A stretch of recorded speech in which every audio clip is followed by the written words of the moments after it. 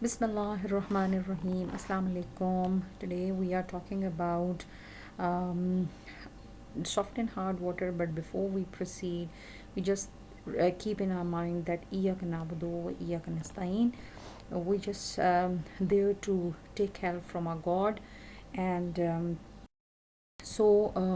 we just proceed and we get that water. So soft and hard water is the one which is basically forming good lather with soap, and the hard water is the one which does not form good lather with. So, how this hardness is actually generated in water, because in the rainwater coming down, it combines with the carbon dioxide present in the atmosphere and forming the carbonic acid. When this carbonic acid, you know that this is a weak acid and it is not responsible for causing any sort of acid rain. But when this rainwater coming down, it basically binds with the carbonates on the beds of the soil and convert that carbonates into soluble bicarbonates. These bicarbonates or chlorides or sulfates, which is when binding with magnesium and calcium ions of group number 2, it basically generated hardness in water.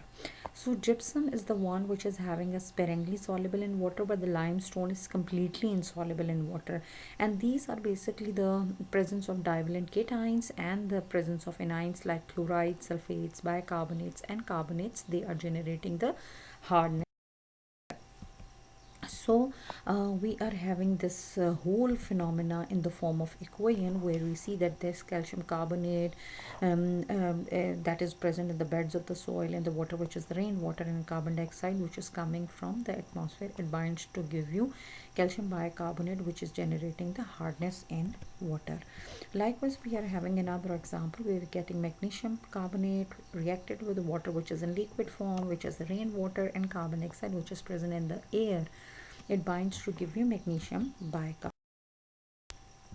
So actually, when you go for the hardness, this hardness is out of two types. Either they are temporary hardness, which can be removed by any sort of techniques, or they may be permanent hardness. So genuinely, the temporary hardness is the one which is causes due to the bicarbonate of calcium and magnesium. So bicarbonates of calcium and magnesium, and the permanent hardness is the one which is causing due to the chlorides and sulfates of calcium and magnesium. Today I wind up my lecture just right here, because in the next lecture I'm going to tell you about how we are going through that suitable methods to remove that hardness.